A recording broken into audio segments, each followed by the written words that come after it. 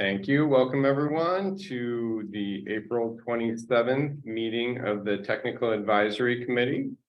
We will start with introductions. My name is Larry Zimmer with the City of Healdsburg and your chair. And I'm Shauna Gause with the Sonoma County Transportation Authority. Gabriel Burdett, SCTA. Mona Ibrahim, Town of Windsor. Rachel Eve Santa Rosa City Bus. Alexandra Segura, City Santa Rosa. Native Daho, Sonoma County SBI. Joanne Parker, Smart. James Cameron, Sonoma County Transportation Authority. David Trey, SCTA. Ross Mendoza, SCTA. Adam Garcia, SCTA, RCPA. Joe Nichols, SCTA. Chris Barney, SCTA. Vanessa Garrett, Royal Park. Oriana Hart, City of Sonoma. Greg Scott, City of Cotati. Elizabeth Tyree, Sonoma County Regional Parks. Hunter McLaughlin, County Sonoma SPI. Thank you. And do we have anyone online who would like to introduce themselves? Yeah, hi, Mario Landeros. I apologize, I cannot be present there today, representing Not Sebastopol. sure if you're on mute, Mario. Oh, We have Mario Landeros representing the city of Sebastopol from GHD. okay, excellent. Seeing no one from the public, I'm assuming we have no public comment. And item number 3, approval of the meeting notes from March 23rd.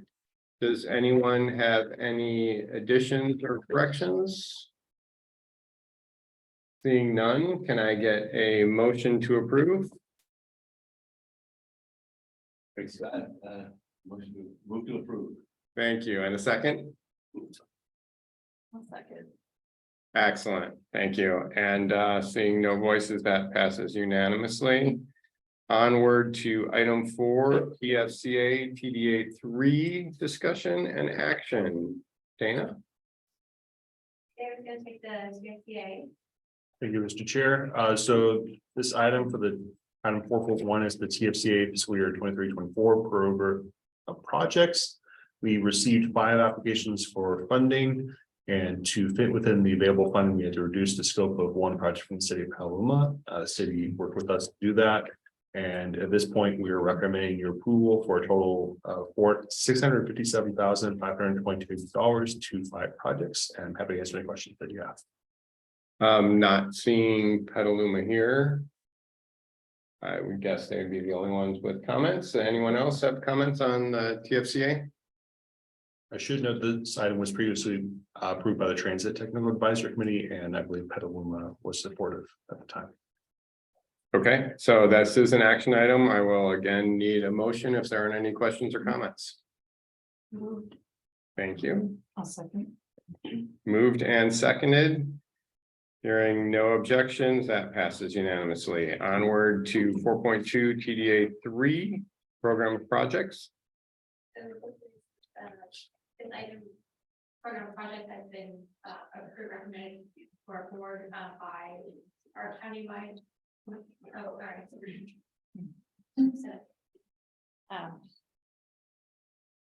All right, so the proposed program of projects was recommended by our countywide bicycle and pedestrian advisory committee at its March meeting. And so it's just brought to this committee for information, but happy to take any comments on it as well. We received applications for 5 projects and totaling $539,280. These are all matching funds for various bicycle and pedestrian projects in the county, Healdsburg, Petaluma, and Santa Rosa. Happy to answer any questions anybody may have. Any questions? You're flying today. And you do not need an action? I do not need an action. Okay. Let's move on to 4.3, the TDA TFCA quarterly reports.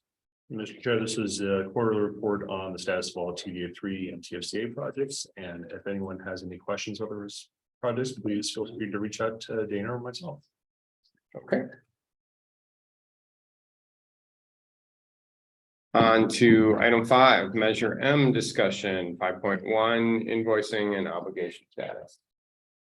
As we do every month, there is an invoicing and obligation status spreadsheet in your agenda packet, and the status of the invoicing is available. If you have questions or comments, feel free to contact me. Provided for your information, so you know where you stand. All right, item number 6, the regional information. 6.1, inactive federal obligation status, which I think is many at this point. Thanks to Sonoma County. It is many this month, and I don't know. What I would request is that if you find yourself on the list, please provide a status update to me directly by the end of the week. I don't think that it's necessary to go through it at your at the meeting. Okay, are you okay with that, Nader? Oh, yeah. List, we got. I don't want to sound like a broken record. Yep, I'm on it. I'm on it. Everybody's on it this month. I was very upset to be on it. No action bar. It just happened. I think they should use that one. If I make it 0, then I retire. You will have done Impossible. significant work. Thank you. So I'll send updates to Shauna in the very near future. By tomorrow, if you would. 6.2, federal obligation history biannual update. Oh, right. So as we have agreed to do with the board, we bring a biannual status update of all the federal obligations. So this is done to keep the board assessed of where all of the federal obligations are. So it includes as many as we could track as for about, it goes back about 10 years. We tried to go back further than that and it wasn't really consistent. So, but it includes a history of what's been delivered plus anything that you have that is currently programmed. And then we are trying to track this for both our benefit and for yours, and so that the board can see where we stand. So we are asking that you review all the status of each of the projects on the list. If there's anything that needs to be updated, please let us know because it will go to the SCTA board in June. And you can let us know by the end of the month. That'd be great.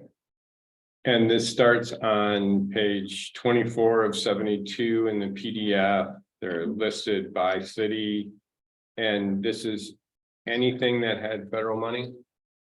If it was easily trackable through SCTA. So if it was, I'm afraid that it is a little inconsistent.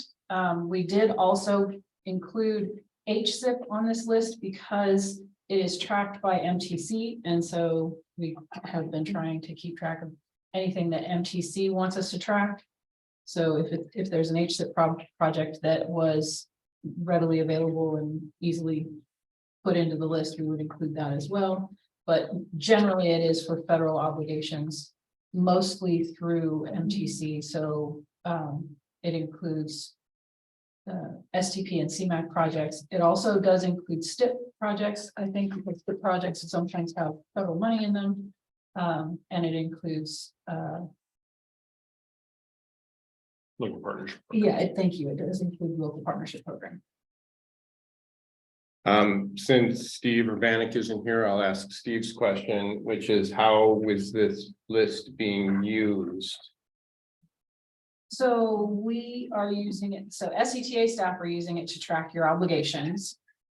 Because we need to make sure that everybody stays compliant, that, you know, once you have money programmed, that you are moving forward at the appropriate speed for the year that you are programmed in. As you are all aware, if you have federal money programmed in any given fiscal year, you need to submit your request for authorization by no later than November 1st of that fiscal year in order to receive an obligation no later than January 31st of that fiscal year, the following calendar year, but that same fiscal year, so that you remain eligible for federal funding. We don't want to lose federal funding, and MTC has a regional policy, which is a partnership guideline policy. So partnership includes MTC, Caltrans, and all of the jurisdictions. So all of these policies go through the local streets and roads and programming and delivery working groups first. They're all vetted and agreed upon.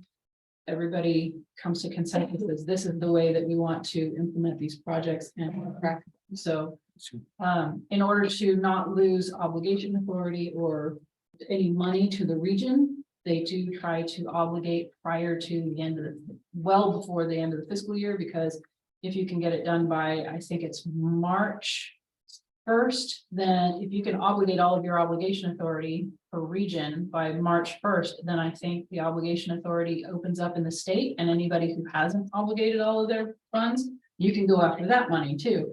So MTC can over obligate what they had authority to obligate at the beginning of the year.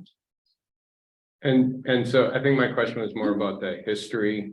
Oh, What's the benefit of keeping, and it was all good information, but so it all relates to how a given jurisdiction has been able to deliver in the past. Your delivery history does contribute to the scoring criteria that we view into the future, into the SCTA funding program. And as we move forward into the rest of the programs that are subject to SCTA authority, we would go through and look at your obligation history when you apply for funding to make sure that, I mean, it's not going to prevent you from getting funding, but you might lose points if you have not had a great history. okay, thank you. That's where I was going with that.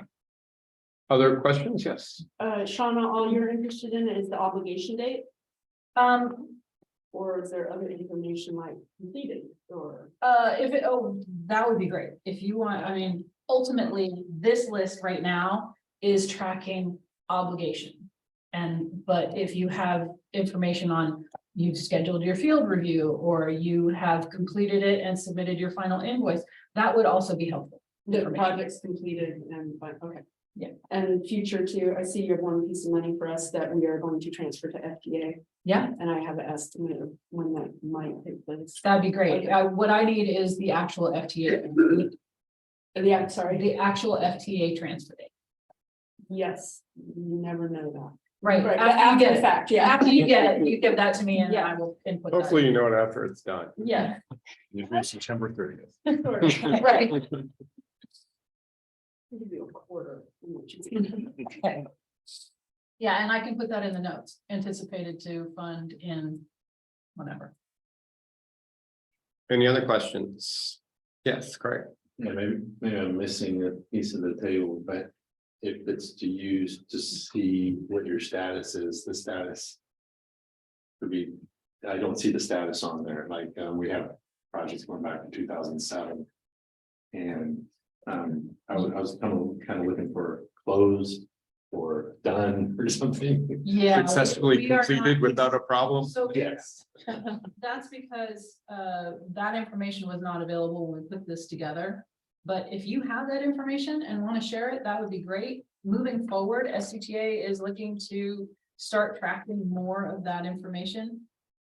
So while it's not on this list, we would like to gather that information and include it. So if you have that information and can provide it, that would be great.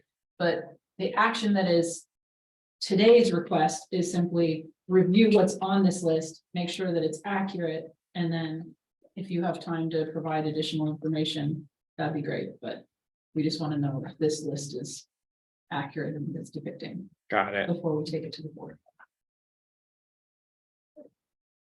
Oh, sorry, I'm taking a note. The hard part about chairing and being a participant. Any other questions? Seeing none, we will move on to, yes. Oh, great. Oh, we have a public now.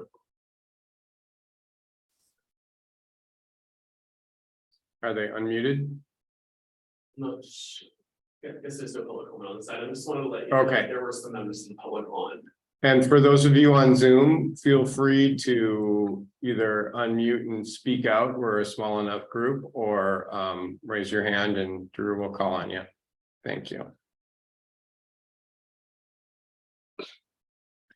All right, item 6.3, Highway Performance Monitoring System Annual Traffic Data Request. That coming from you, Shawna? Yes, it is, and it is actually coming from MTC. This is an informational item. I did resend a request yesterday from Alfredo at MTC. And in order to be eligible for funding through MTC, particularly for OBAG funds, it is required to participate, but it is required to participate even if you are not receiving federal funds, because as I mentioned, it is part of the regional delivery policy to participate in this update annually. MTC strives for 100% participation. There are 110 jurisdictions. So even if you don't have federal funding, we are requesting that the data be provided. So please contact myself or Alfredo if you have questions. And this was the request for any vehicle counts, correct? There's instructions in the spreadsheet, but it's for the highway performance monitoring system. Yes. So I believe it is for data counts, for traffic counts. Yes. Okay. Any questions on that? Just a quick comment. I just comment that that data source is pretty heavily used. So if you can provide some information to improve the data in there, that's very helpful. So yeah, we might need, I reached out to Cloverdale, but I don't know that I'm gonna get a response because I don't know if I have the right contact. So if we can reach out to them in a different way, that's probably good. yeah. Do you like want a copy of when we send that over? Just copy me on the email so I know that it was done. And so for Healdsburg, we didn't have any new counts since the last time. And so we sent the email to Alfredo and he said, okay, thanks. Hopefully that means we're checked off on that box. I think so. Yes, as long as you've communicated that back to Alfredo, I think that's sufficient. Any other questions? Nothing online? All right, on to item 7, safe streets for all. Not all straight.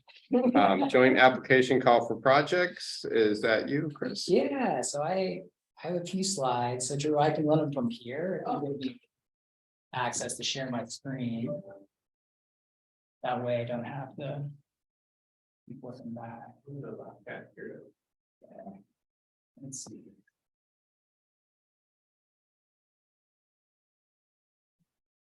So yeah, we're just kicking off the call for projects. Let's see, the right window for the Safe Streets for All program. So I'll start out with a little bit of background information about the program, and then talk about the call for projects, kind of what we're planning, the timeline, and what we have in mind going forward. So let me go ahead and kick this off. So some of you may have heard of this already. We've talked to a lot of you already about the program, but the Safe Streets and Roads for All program is part of the bipartisan infrastructure law. So, and it's really focused on reducing roadway deaths and injuries and, you know, following up on Vision Zero principles. So there are $5 billion available over the life of the program. They're targeting about $1 billion per year. So there are 5 different cycles in 1 year increments. So there was one batch of grants that were awarded in the last round. We're into the second round right now. The notice of funding opportunity was actually on March 30th. And applications are due on July 10th. So there's a pretty short window to get applications in this round, but just to provide a little bit of information about eligible recipients and different project categories. So political subdivisions of a state are eligible. So one thing I would note is that state agencies like Caltrans aren't eligible, but cities, MPOs, countywide transportation agencies like SCTA, transit providers, and special districts are all eligible, including tribal governments. So a lot of opportunities there, right? And it's actually a federal program, and multi-jurisdictional groups are actually encouraged to actually band together for different applications. So there are two main categories of grants. There are planning grants and then implementation grants. And then there's a subcategory kind of associated with planning and implementation. So the planning grants really focused on developing an action plan. So here in Sonoma County, we have a Vision Zero action plan that's actually adopted. It was adopted last year.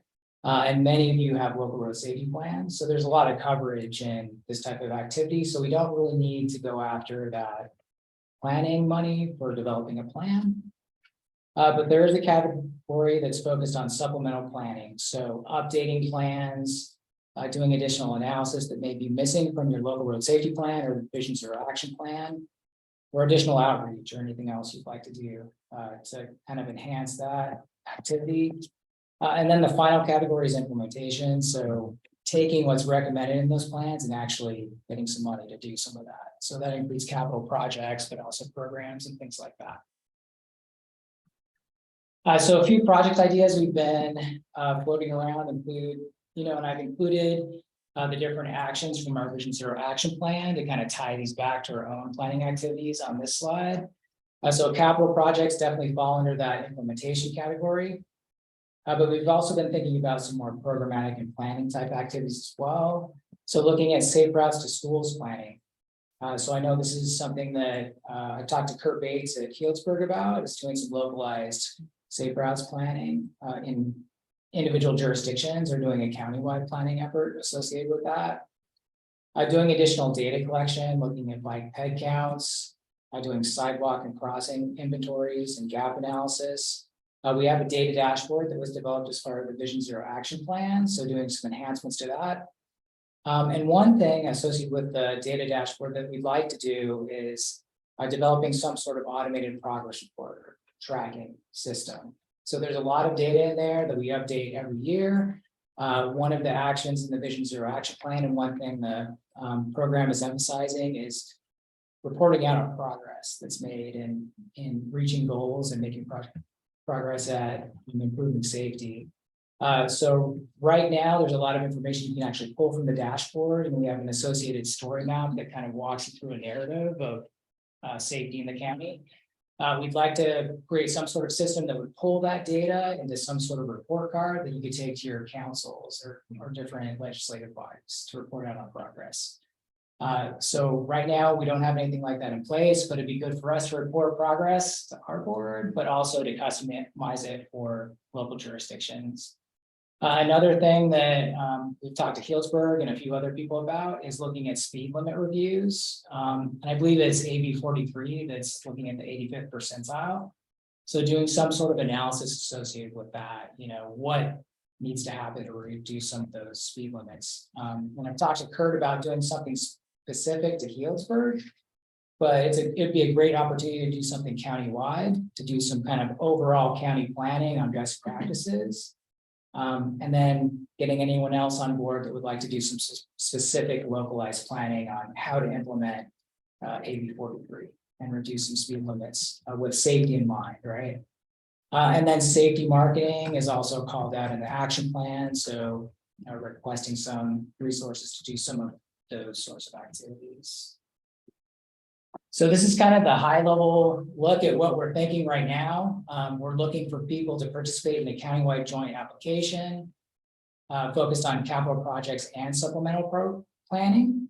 I did listen to a webinar this morning, and the way this is probably going to go this round is we would submit an implementation grant with supplemental planning activities associated with it.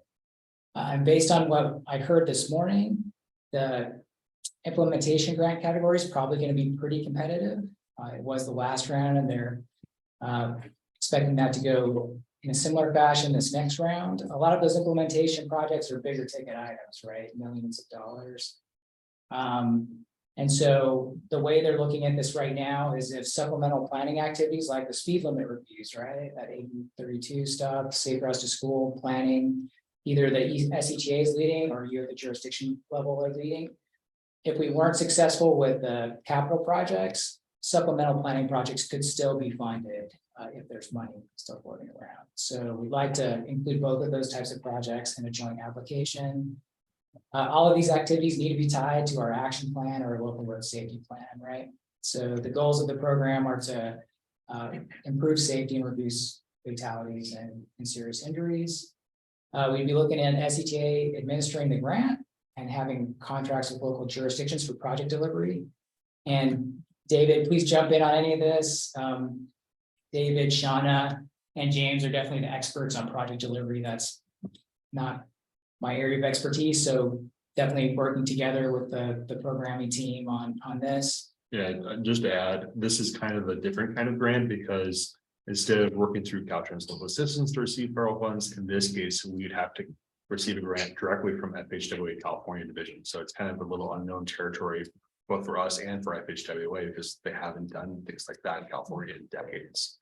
And so we know Contra Costa Transportation Authority was recently awarded a similar grant. They're going through the same process. So hopefully they do some trailblazing for us on how to best administer this. But we're thinking essentially at this point, we would have a contract with FHWA and then contract with each of the participating jurisdictions. You would invoice us and then we would invoice the feds and reimburse you at that point. So hopefully it's not going to be too much of an administrative hassle, but it's something we're going to figure out as we go. Yeah, so what we've heard from Contra Costa County is it's new for the California Federal Highways folks, and they're wanting to be pretty flexible on the program, so that'll make it easier. So the maximum award for an implementation grant this round is 25 million with a floor of 2.5 million. So that's kind of the range of project sizes we'd be working with. There's a 20% match requirement as well, and so that'd have to be non-federal funds that would be used as match. And then after obligation, there's a 5-year, the funding has to be expended within that 5-year time plan. So they need to be ready to go projects. Here's the timeline. So it's pretty short. There's not a very long window for this. The NOFO came out on March 30th. We're at April 27th today. We're releasing the call for projects in the application that's attached to the agenda, and it's also on our website. So as a Word document, so you can go in and fill it out. Completed applications are due May 24th, which is the day before the next TAC meeting. So at the next TAC, we're planning on compiling all the received projects and having a discussion at the TAC about those. And then taking a proposed list of projects to SCTA on June 12th for review and authorization to apply. And then applications are due on July 10th. We expect grants to be announced by December 2023. And then David, do you want to comment on these last two steps? Yeah, these are kind of tentative dates, but we're assuming that grant between SCTA and FHWA would be executed by September 2024, and the funds would be obligated at that point. And then we're assuming 5 years after that, all the funds would have to be fully expended and the project's closed out. Great, thanks, David. So just getting into the project application a little bit, just walking through this from a very high level. It's pretty short. We've tried to keep it pretty straightforward, and a lot of it will look very familiar. So it includes things like project information and narrative on what the project is, status and schedule, cost and funding, project map, supplemental materials, identify underserved areas, and also the high injury network and high injury intersections. So in the application, there are actually links to the data dashboard and maps to actually identify these areas. Please give us a call if you're having trouble with any of that, or reach out to us. Also, any legislative action associated with the project by your decision-making boards or bodies. And then any project documents, diagrams, and concepts, and then pull from the Vision Zero Action Plan, the local road safety plans, and other documents you have referenced in the project. So we really need to make the tie with those documents as we're putting together the joint application. So the idea is to take all the applications received and synthesize those into a single application that will be submitted in July.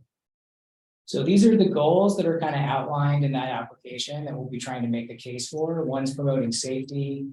So if you can reference crash data in that high injury network, we really need to make that case.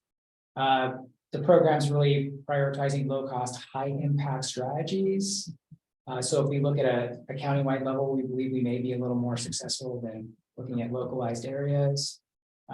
Need to serve underserved communities. There are a couple of different federal ways of looking at that the program scoring will look at. Also, public engagement is going to be really important.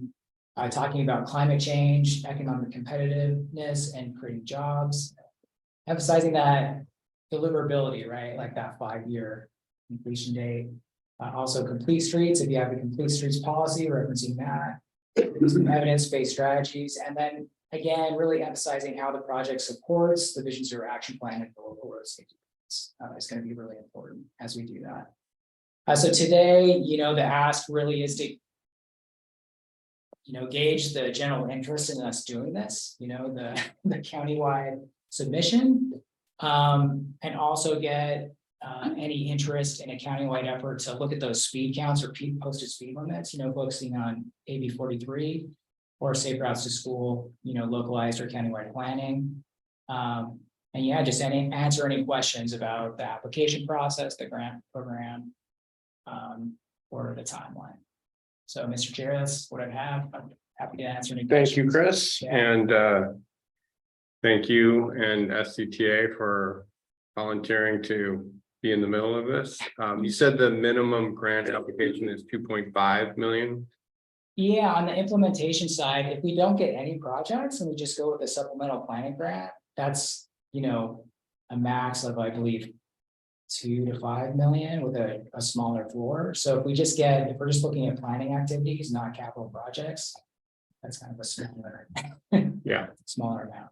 So But I'm thinking for the agencies, if we don't have that big project, it's a way to get in under that cap, under the 2.5, if someone has smaller, to combine that work. I also am wondering, is anyone planning on implementing the AB 43 speed limit changes that you're aware of? The city of Santa Rosa is thinking of doing them downtown. We're gonna be adjusting some lanes down there during our slurry project and also through another project that we have going on along the Santa Rosa Avenue corridor.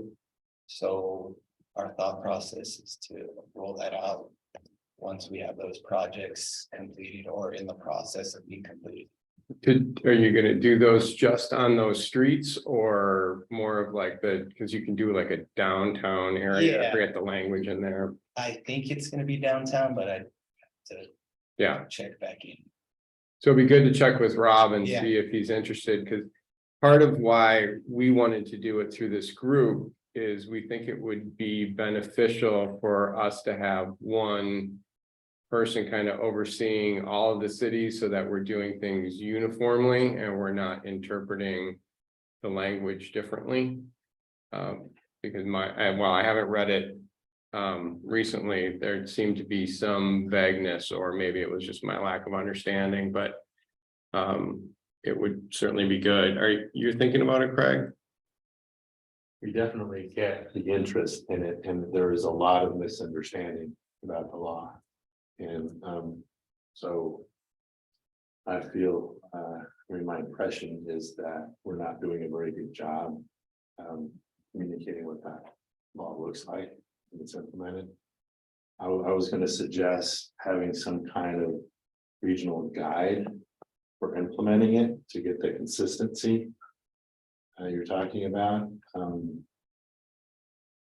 But we're kind of in the wait and see right now. All we've done is use the aspect of it to extend our traffic survey to 14 years from 7. But the other aspects of it, we just haven't wrestled with those yet. Maybe we'll follow Santa Rosa's lead, see how that goes. I think we're also waiting on Caltrans to clarify some things. Are you aware, Chris, or anyone else, what the status is of that? I can look into it.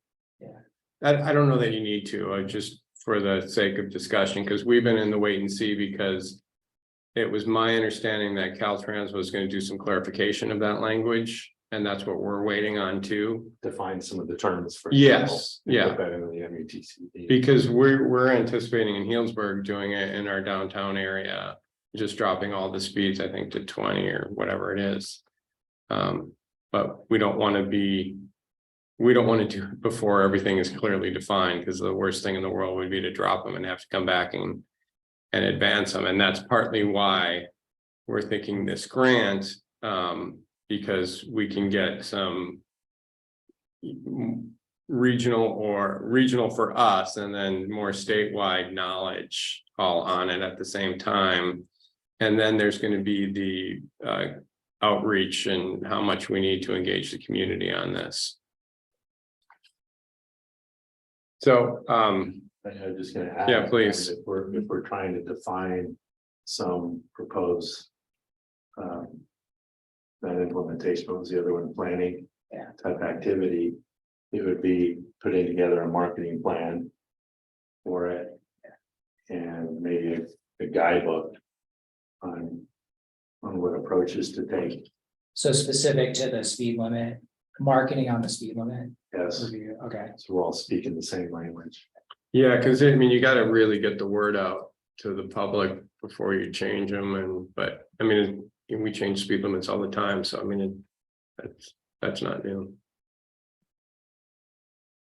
So from the countywide level, we'd be looking at, messaging and best practices. Guide, not specific corridors and air locations.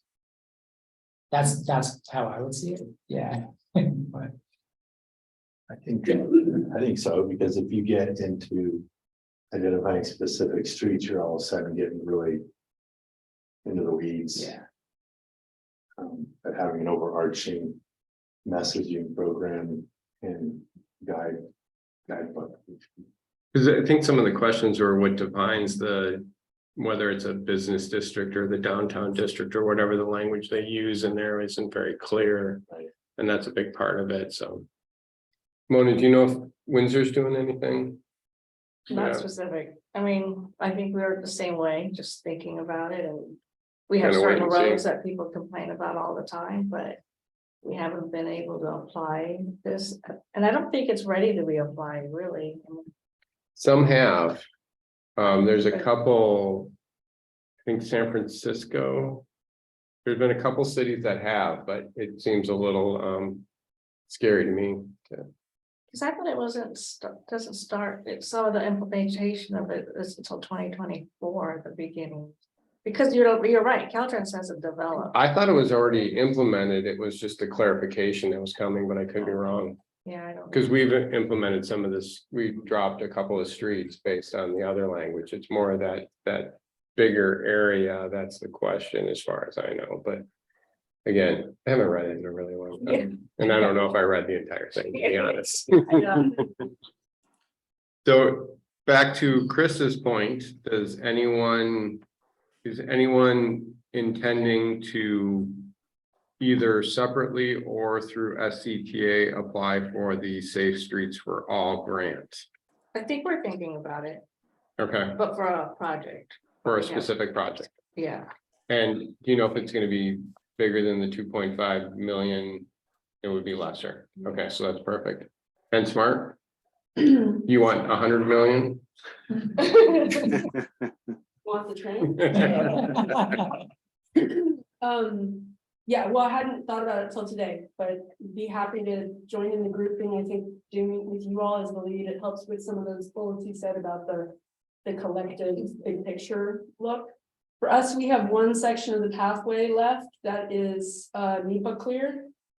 And challenging to find funding for because it's not tied to one of the incorporated city downtowns or priority development area. That's Main Street, Penn Grove to East Railroad.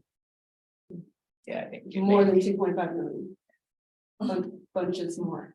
Heavy mitigation on that one. And so you are applying through SCTA in thought or We'd be solo? happy to. I hadn't thought about it. It fits nicely here versus some of the other activities. It's in the next agenda item too. It was one of the projects we submitted for the whatever that call was. The SCTA funding for, Yeah, that one, sorry. we changed the name halfway through. Oh, okay. That's why I didn't remember the name. So it's on that list too, as are others that might be more appropriate in that pool than this one. But I could, yeah, we're happy to work together. I could do it alone too, but you know, I guess I would ask the delivery, the administrative delivery of it through FHWA, that's can't be transferred to FTA, that kind of questions I would ask, but I think we'd have to look at the NOFO. It's not Yeah. sure if that's allowed. right. It's easier on the implementation side, and the NEPA clearance that we have is, I don't know that it transfers to other jurisdictions cleanly.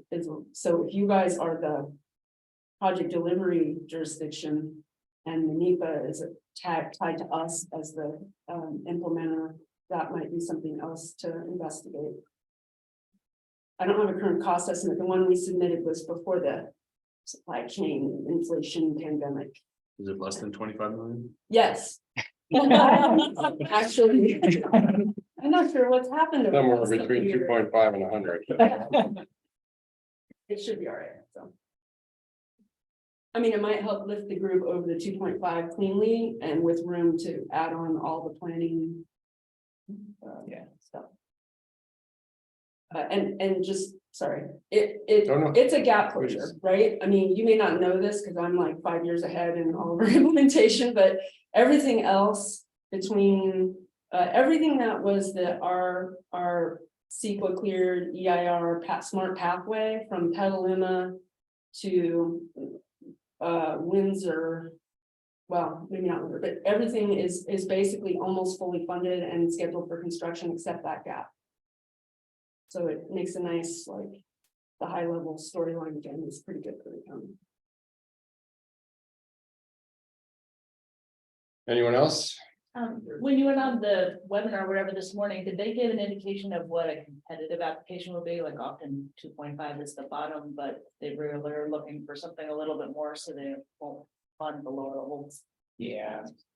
So the two bits of information they have provided is that like 10 million cutoff is kind of attractive to them, but the multi-jurisdictional, group up, they want to work with fewer people than, Right. lots of individual people as well, so they'll consider that. They really did emphasize that 40% of the program is actually, as part of the legislation, it needs to go towards planning. So the first round, it was just writing new plans, so implementing new plans. So they're trying to open that up because people are getting plans done and they want to do additional planning, right? They may not need to do a planning. So I think it's 500 to 600 million is going to be focused on planning. So they're expecting it to be a little easier to get some of that through than the implementation. But yeah, those are the two bits of information that they've kind of thrown out right now. Did they mention rural splits or the federal designated historical disadvantage at all? They didn't mention that, but there is a cap of 15% going to an individual state. Okay.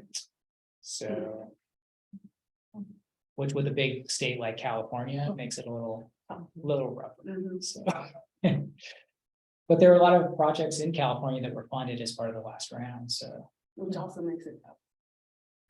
maybe they're out of the running now, Yeah, right? right. So there are also 3 more rounds after this. So 5 total rounds, 1 passed the second round, and then 3 more. I have a question. So is SCTA looking to the 2021 call for projects list and matching those to potentially being included here? Like Toddie's got the sidewalk gap closure in there.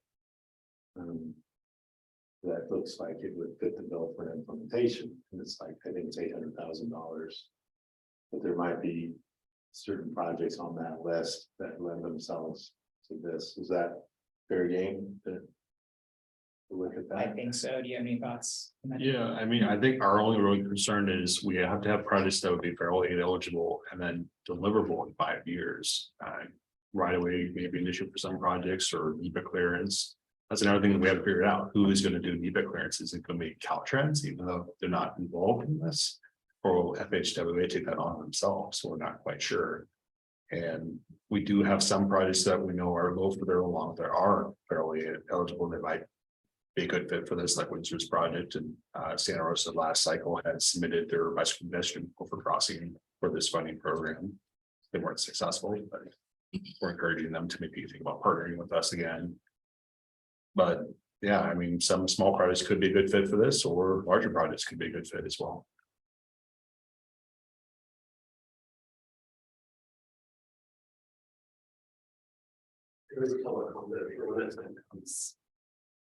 Can I just say no? Sure. I'm just looking at the NOFA, sorry, I'm not just texting people. I did see that there's a mention of micro mobility in here as an eligible project. They're being very flexible, right? Like, as long as it's meeting the goals of that program, and as long as you can make the case that it's reducing injuries and fatalities, right? And tying into that data. So looking at that high injury network, looking at the current crashes and making that case, so. I just throw for the good of the order, we're launching our micromobility service around the airport station this summer, so it's too soon to, for everybody to get so excited and like want to throw it in around their station for this pot of money, but if you get excited early, that's another project option. We could scope something out.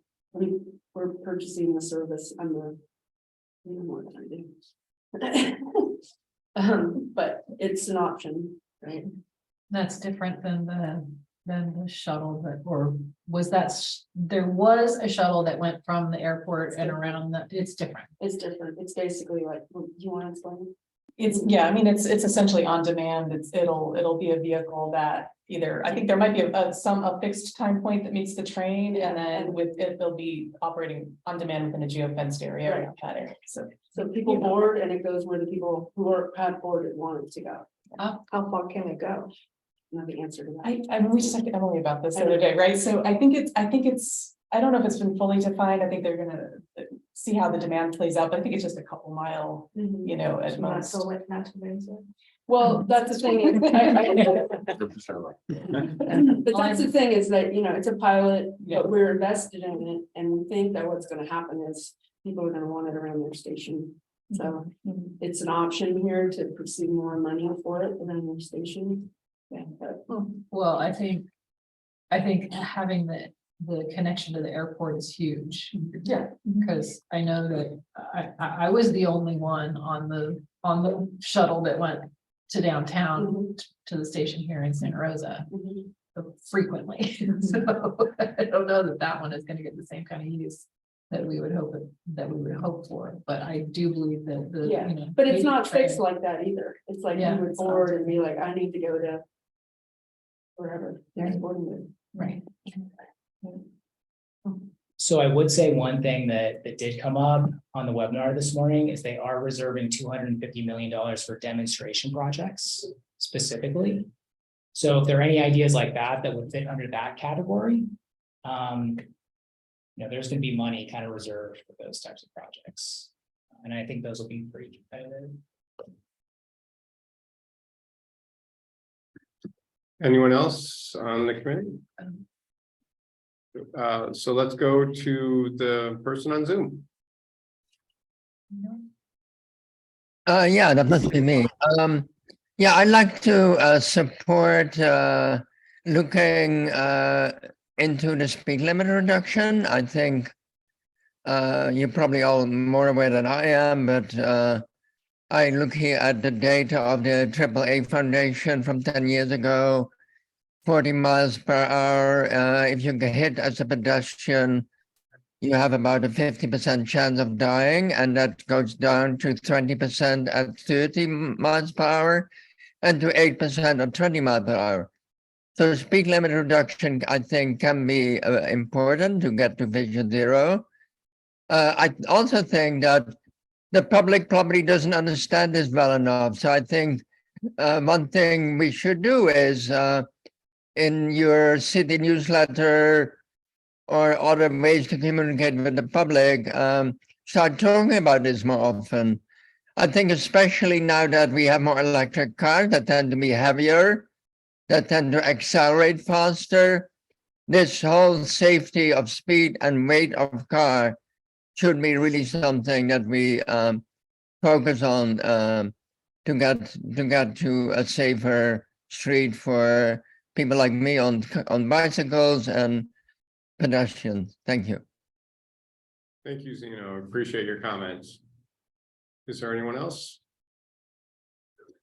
So get information to Chris by whatever date was on your chart. Right, the application is on our website if you want the fillable Word document.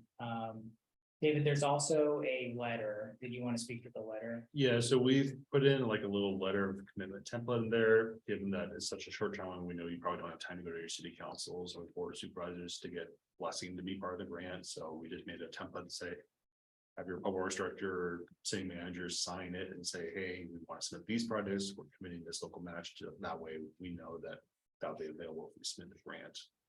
Okay. I also saw there was an email from Caltrans because they were willing to do like letters of support for this. Are you gonna ask Caltrans to support the group effort, or are we support, if we want a project, do we have to go out and get our own letters? I think we should do a combined one. Okay. David and I talked a little bit about this, and the deadline's coming up really quick, so I think we'd have to do kind of a more generalized project description Okay. and submit that and get kind of a bigger one. But Oh, if that's people do want to submit an individual application, not be part of ours, then yeah, you would probably want to get your own letter of support.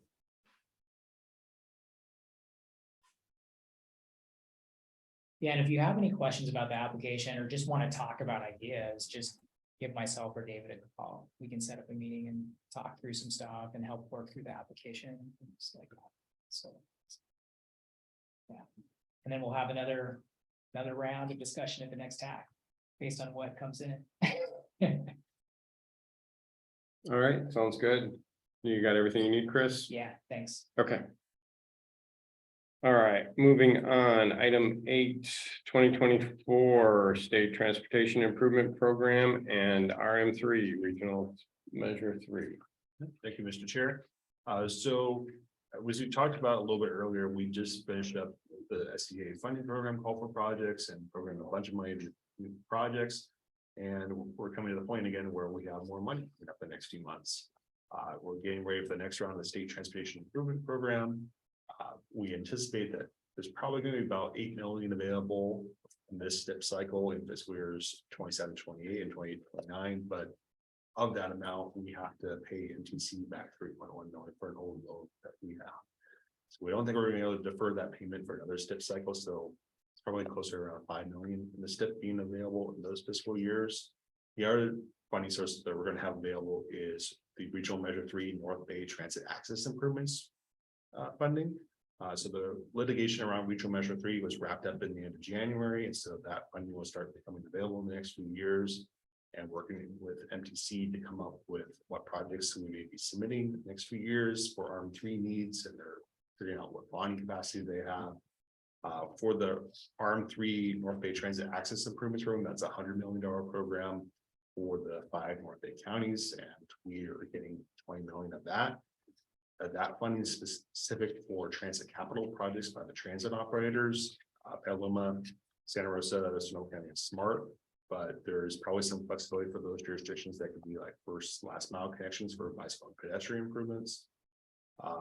What we're looking at now is trying to reuse a lot of the information you previously submitted to us through the last call for projects and also recent call for projects to the Active Transportation Program and our Trans-Energy State Rail Capital Program that we submitted back in February that unfortunately was unsuccessful. We didn't get any funding from this round. So including your staff report, we have a link to all the applications that you submitted to us last year for the funding program. And then a couple of tables showing what projects were submitted to the ATP last year. There were 4 submitted to the CDC. One project was selected for funding by MTC and should be programmed by the CPC in the next few months. And then in our church grant application, we have a long list of small and large projects, some over $100 million for various bus and rail capital projects and some bicycle and pedestrian improvements. So what we're trying to kind of get a sense from the room is this something that you'd be comfortable kind of looking at these existing lists rather than going through a whole separate call for projects and going through all that extra work to come up with new project ideas when we already have some existing lists that we want to use to keep going down the list and checking off priorities as we fund different projects. And so I think another thing to mention is we're open if there are other list of projects that you think we should be thinking about. But with that, I'll turn it back over to you, Mr. Chair, and see if there's any discussion from the group. Thank you. Anyone? Well, I always ask for too much money at the start so that I don't have to redo it. So SMART has a lot of projects in process right now, and a couple of them have needs. And they're all pathway related, because our rail projects going north all have pathway in them. And they're all included in the previous application. I would say the top two that percolate up in my mind are an enhancement to the Windsor extension pathway piece, which is the grade separation. There's a pedestrian grade separation proposed at the Windsor High School that Windsor is considering providing match for, that we are trying to find extra funds for. And then now that so for those who don't know, the Transit and Intercity Rail Capital Program application results came out on Monday, and we didn't receive anything for any projects in Sonoma County, including SMART to Healdsburg. We at SMART are still waiting for 2 more announcements in the next 2 months before we make any project deliberations on Windsor and Healdsburg extensions. But having said that, even if, I'm going to say the bad news part, in the worst case scenario, we still have funding identified to begin work to Healdsburg. So there will be advancement of both the Windsor extension and Healdsburg extension starting later in the summer, regardless of the next 2 outcomes. But I think we've been candid with everybody that identifying funding to support the Healdsburg extension has kind of become a top priority, including finding pathway funds for the Windsor to Healdsburg piece.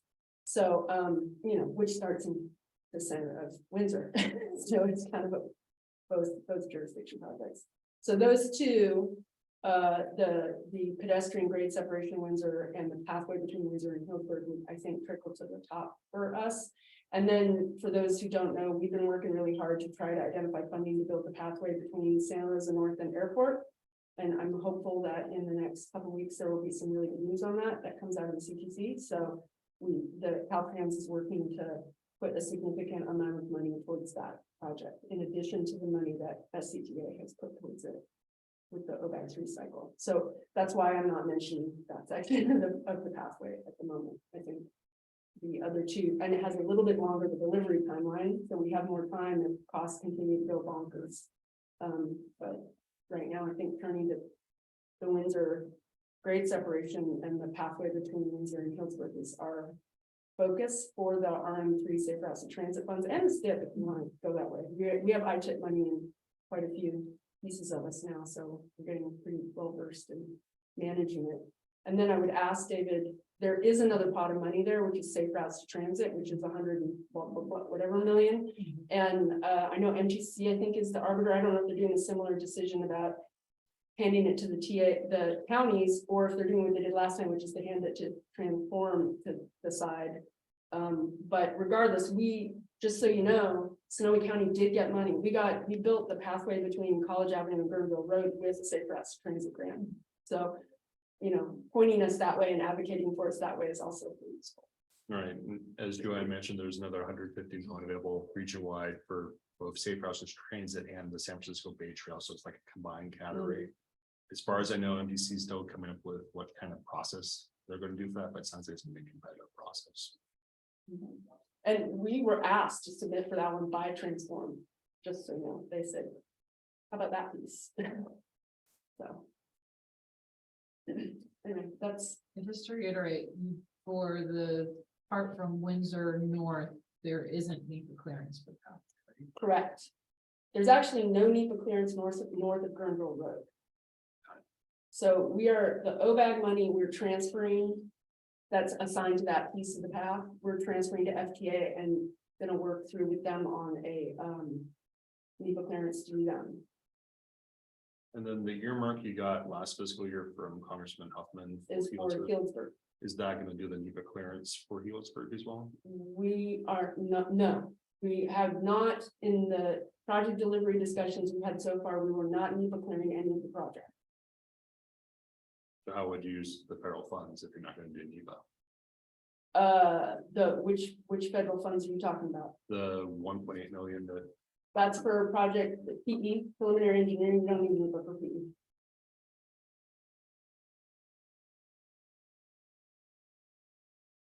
We might on the highway side, Sean, but you don't need. If you add money to it, if you add federal money to it, it's gonna be federalized. Yeah, but we don't have to do NEPA clearance for a non-construction. We've done it before with Okay. Larkspur. We had 3 Okay. earmarks on Larkspur. And we did not we used them all pre-NEPA.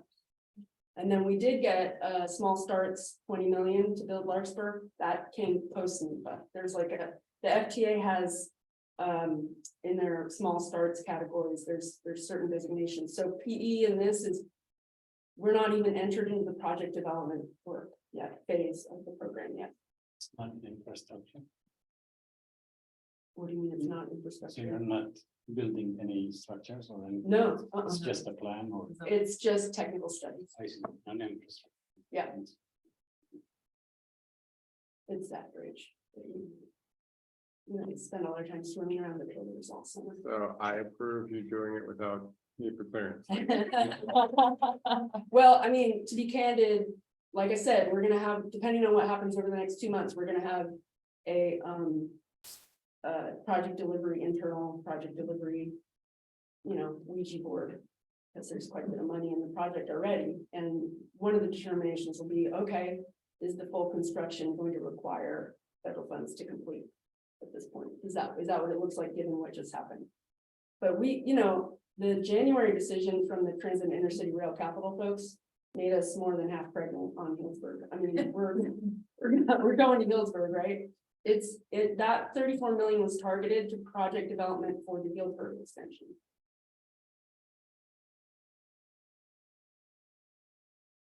So to bring this back to David's question, which is,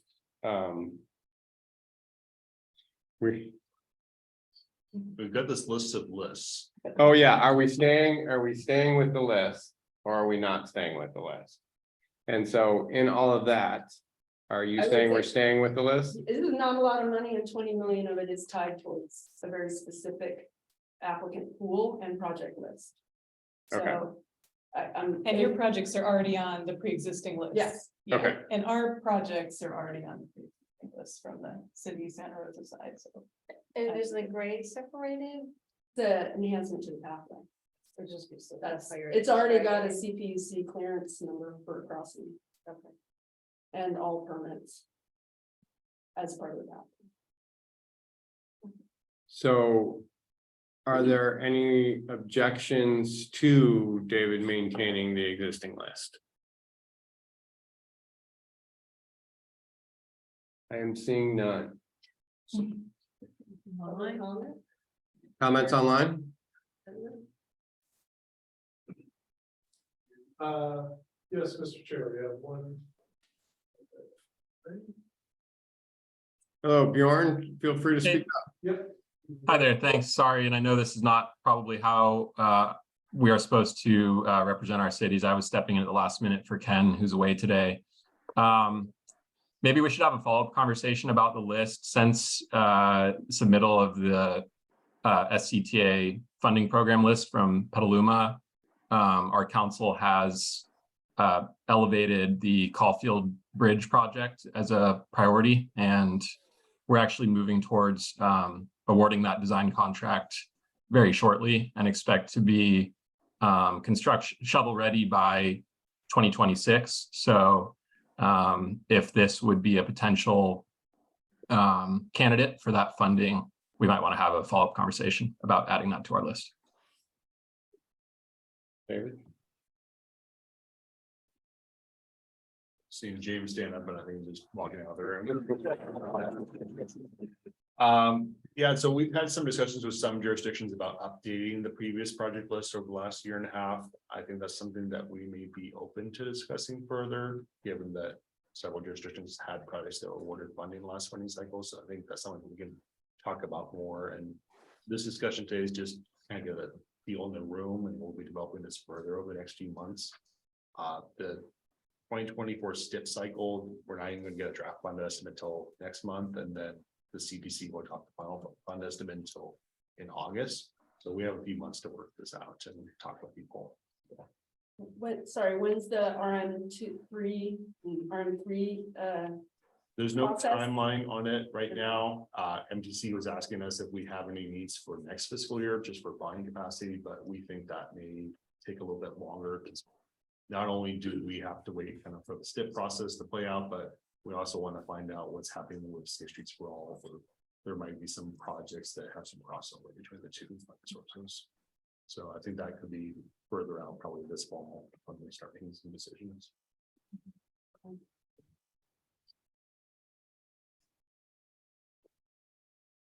But we're open to feedback. Well, I mean, it depends where the money lands. If it's on the Windsor Head undercrossing, we're gonna be in construction, and the only time we have to build that is now, pretty much, so. But there are a couple of delivery options we could do if the RM refunds were delayed.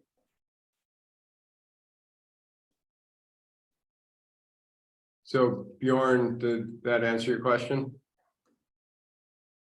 Yeah, it sounds like maybe a follow-up conversation is warranted. Yeah, David's taking that into consideration, and we have a little bit of time before the money becomes available to determine whether or not we're updating the list. Sounds good. Do we have any other comments online or in the room? Seeing none, you have everything you need, David. Thank you very much. All right, item number 9, the SCTA RCPA board meeting of May 8th.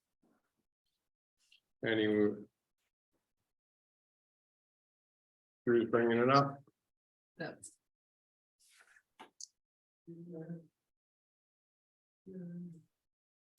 It's all over.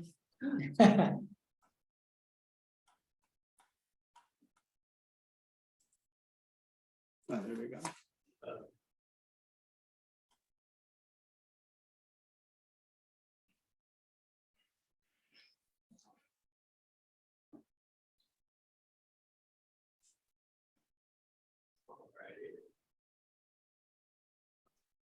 Can't see that it's angling well, but here's the consent calendar. And I think it's shared correctly on the screen, so I'll just hold on by a second. And then.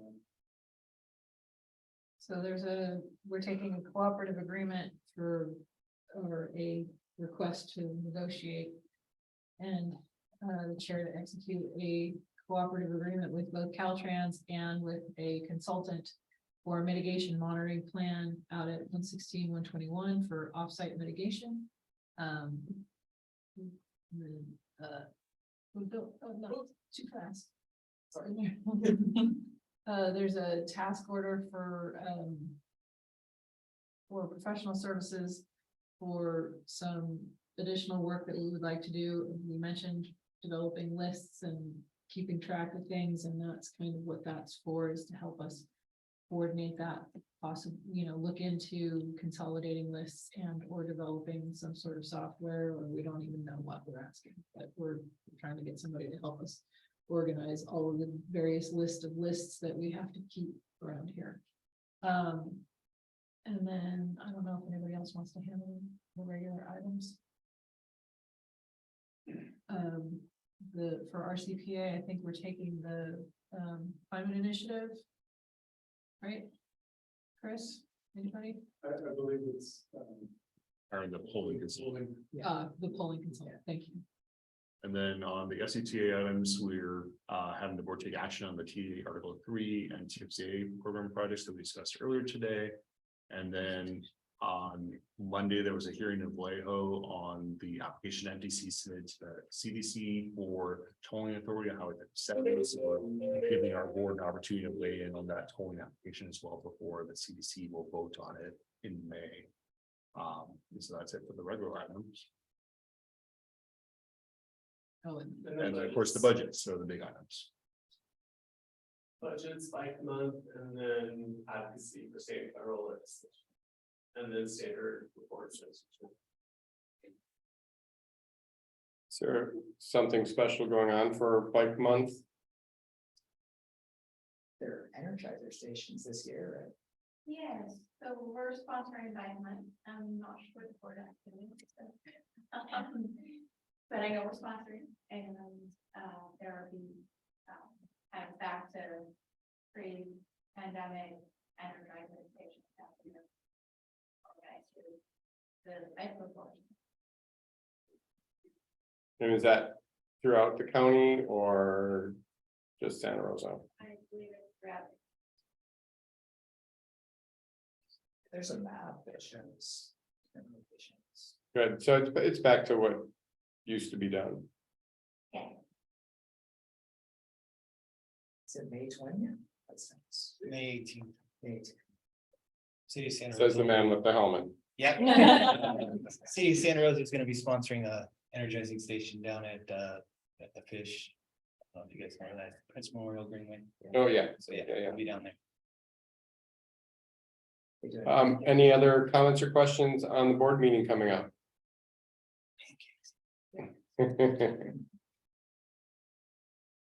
Seeing none, on to item 10, which is just a roundtable discussion.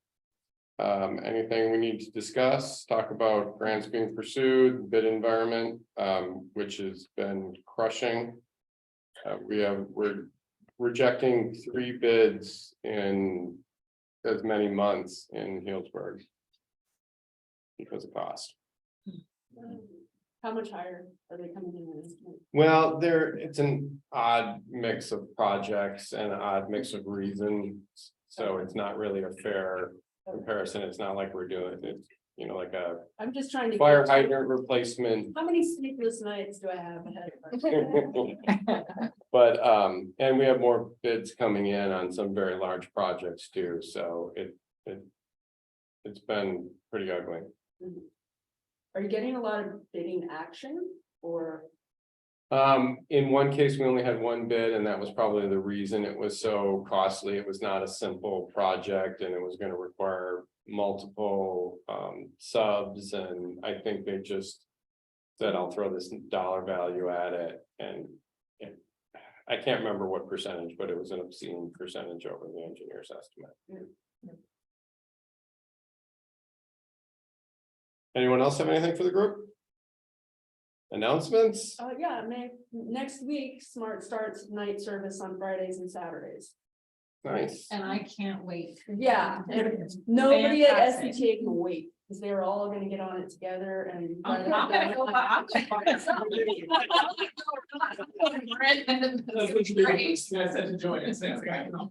gonna It's called the Starlighter Date Night Train. You don't have to be on the date, and no childcare service is offered. I asked. Gotta use that little kiosk that used to be. As a child holding facility.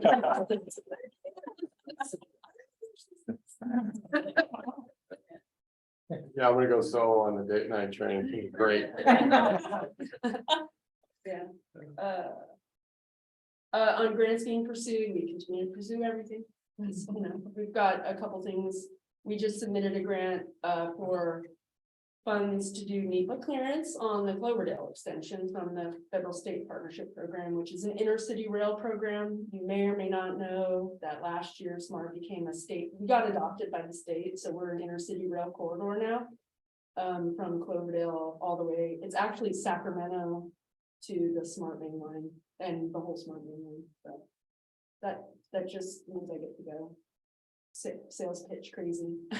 I do. Congratulations. yeah. It sounds like congratulations are in order. for that. Yeah, well, we've got, so we just, there's more applications out there is all on the FRA side. So the NEPA clearance for the Cloverdale extension would be from Healdsburg to Cloverdale? Correct. Okay, so you've got a gap in there from. For NEPA clearance? Yeah, from. We have a gap for Burnville. NEPA clearance from Healdsburg to Santa Fe. We have no NEPA clearance anywhere Oh. there. So we've never done NEPA clearance except for Santa Fe to Larkspur. That's the only real NEPA clearance we've ever had. Got it. So yeah, it's to NEPA clear Healdsburg to Cloverdale, which is all rural at this point. The census changed the urbanized area. Took that long spindly stretch to Geyserville and brought it back to Healdsburg. So from the city limits at the northern city limits at Healdsburg to Cloverdale is all rural. And also predominantly federally disadvantaged community. It ended. Anyone else? Rachel, are you pursuing the low-no bus? Yes, we have applications, but pretty much the Tercet project, we're hedging our bets. So yeah, we're in the low now and buses and bus facilities for electrification.